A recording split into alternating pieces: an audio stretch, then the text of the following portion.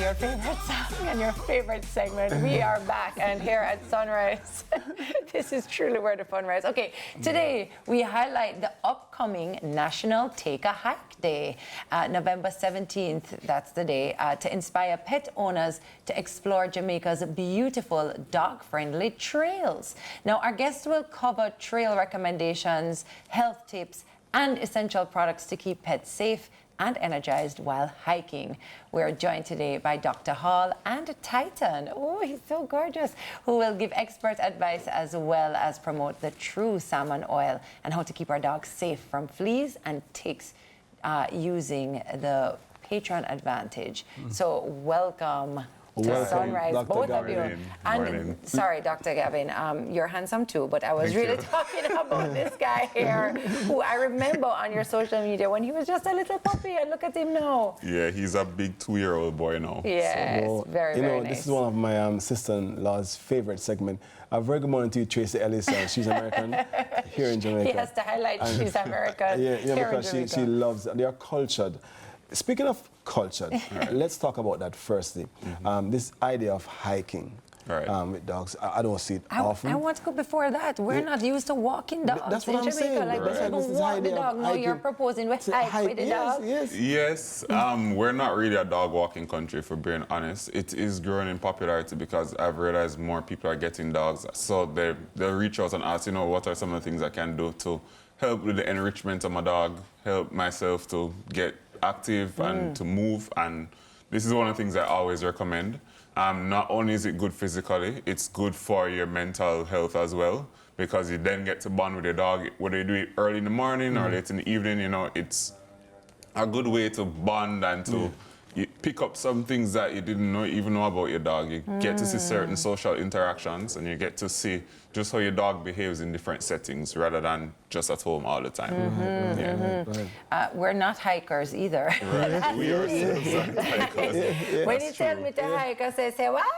Take a hike. But they're probably thinking about, where do I hike? So what are some of the trails? So there are some trails. There are trails. Okay. One of my favorite ones is Hollywell. It's really cool. It's really nice. It's a bit of a drive. It's about an hour outside the heart of Kingston, but it's very much worth it. Once you get up there, it's a bit secluded because you have people on the trails, but you don't really see that many people all the time. There are multiple trails, and the dogs love it because, again, they don't get overheat. They don't overheat because it's cool, it's nice, it's scenic.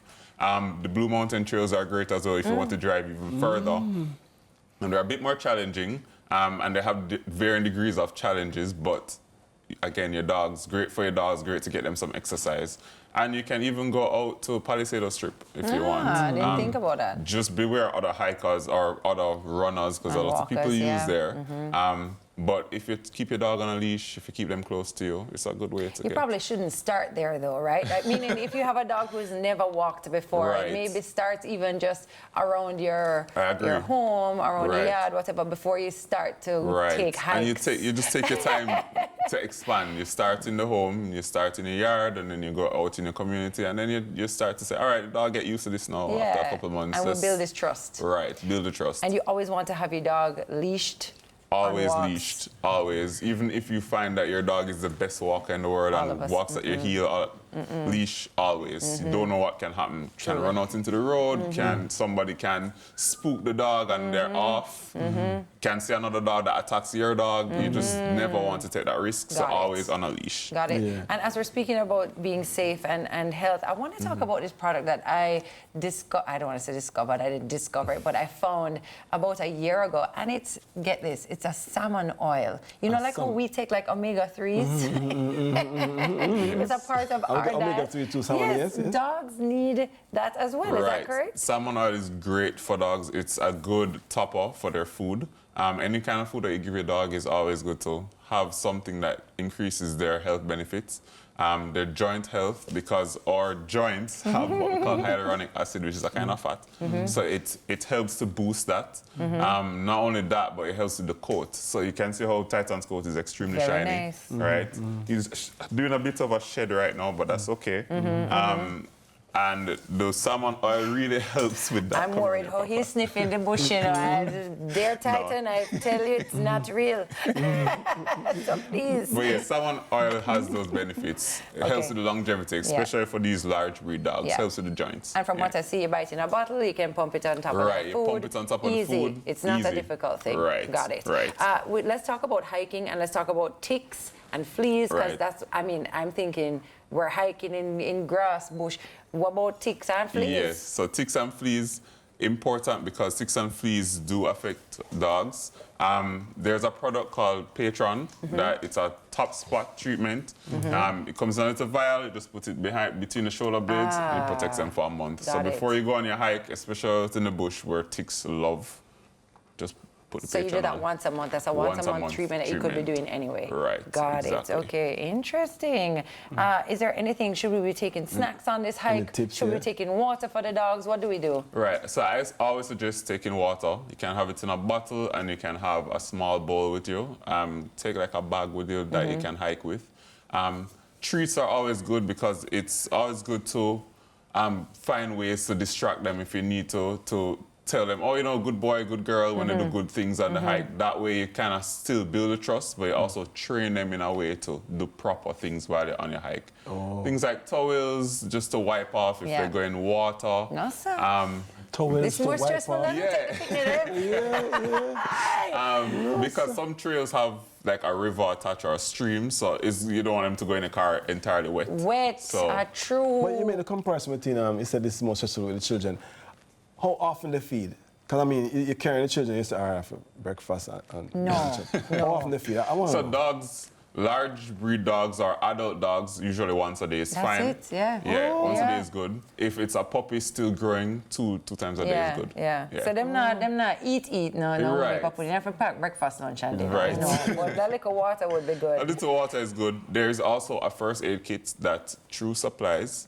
Right, so first aid, no, sir. For your pets, so just in case they get any little cuts or bruises or have like a wound powder and something wound powder and like a things, silver a little spray. bandage just to make sure that nothing happens to them. You see, you're starting to love what them, happens? But why you see, we're not missing this though. What happens when you take Titan on the hike and Titan meets a Titanisha? So Titan is actually very well. He's very well socialized. So he's really good with other dogs. Okay. He doesn't freak out or he doesn't let his emotions get the better of him. Okay. But again, some dogs are like that. So it's always good to keep them close. Any interactions with other dogs, gradual. Never just jump into it and say, oh yeah, my dog is good and he's friendly. The other dog might not be. So yes. Always be aware of that. You've given us a tip about using a leash, starting them off slowly. We're doing salmon oil. We're doing Patron for our fleas and ticks. Any other tips you can think of to help us get moving with our dogs? Any other ticks? Can we walk the cats? Yes, you can. Yes. There are cats that walk, believe it or not. I've seen them. I can't bother. But for me, just going to it with an open mind. Start early, start training them from the puppy stage to get used to the leash, get used to walk. Don't get a big old dog and they say, oh yes, now I'm going to walk in. You're telling me I can't teach my old dog new tricks. You can, but again, gradual. Start at home and then you graduate out. Got it. And just keep an open mind. It's not going to look weird with you on a dog on a leash. You might get some attention. People might like seeing that and say, hey, you know, my dog's at home and wants to do this too. Well, if your dog is like this, you'll get some attention, as well as if he's like a chihuahua. So, you know. Cup soup boss. Cup soup boss is not happy about her. Thank you so much for being here with us this morning. Welcome. Is there anywhere that people can find you online to get more information about all this and what you do? Sure. Gavin DIH on Instagram, Gavin DIH on X, Gavin DIH Vet on TikTok. Okay, awesome. And Titan, do you have any socials you want to share? Okay, good Titan's stuff. on all my socials. He's on all your socials. Thank you so much for being here. Right, our guest has been Dr. Gavin Hall, veterinarian, and of course, Titan, who is a German Shepherd. Such a great dog. All right, it's time for another break, but don't go anywhere. There's more Sunrise after this. Titan, want a break?